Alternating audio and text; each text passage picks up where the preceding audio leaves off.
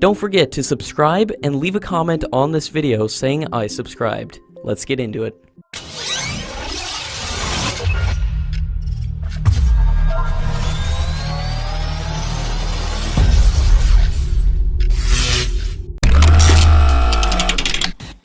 According to latest reports, the top officials of the Indian Air Force will be taking a final call on the proposal of Hindustan Aeronautics for supplying 40 additional Su-30 fighter jets.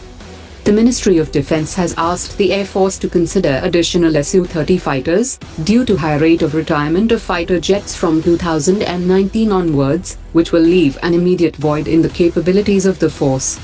Heavy-class fighter jets like Su-30 have higher operating cost, which makes them highly expensive to operate when compared to light or medium-class fighter jets, and the senior officials are also in favor of light and medium-class fighters to strike right balance in the force. The Indian Air Force has been pushing for the follow-on order for 36 Rafale fighter jets, but due to debate over the previous 36 Rafale deal with France, it is unlikely that the Ministry of Defence will go with the purchase of additional Rafale fighter jets. As per Pentagon's Defense Review 2019, United States has discussed potential missile defense cooperation with India, and the discussions are part of natural outgrowth of India's status as a major defense partner and key element in its Indo-Pacific strategy. As per the review, the talks between Washington and New Delhi took place as number of countries in South Asia are developing an advanced and diverse range of ballistic and cruise capabilities.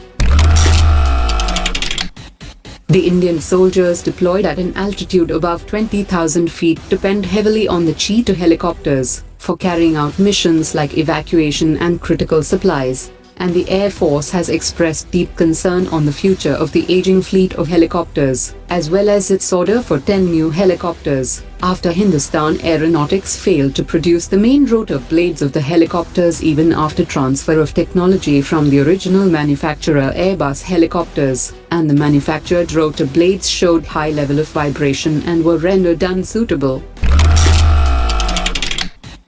According to latest reports, India will soon have an elite unit of commandos, known as the Armed Forces Special Operations Division, to conduct special missions of strategic interest to the country. The new unit will be on the line of the US Special Operations Command, and it will start functioning from November 2019 with 3,000 commandos, who will be selected from the Special Forces unit of the three services.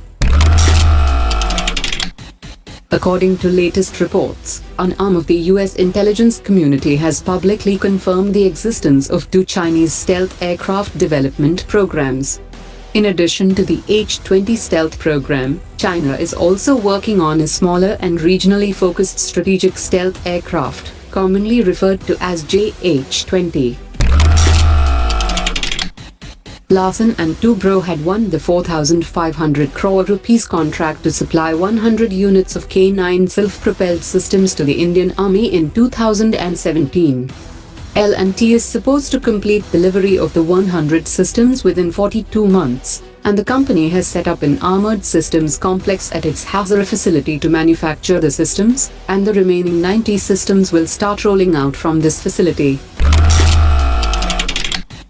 Deeper collaboration in the defense sector will be the top agenda of discussions between India and South Africa.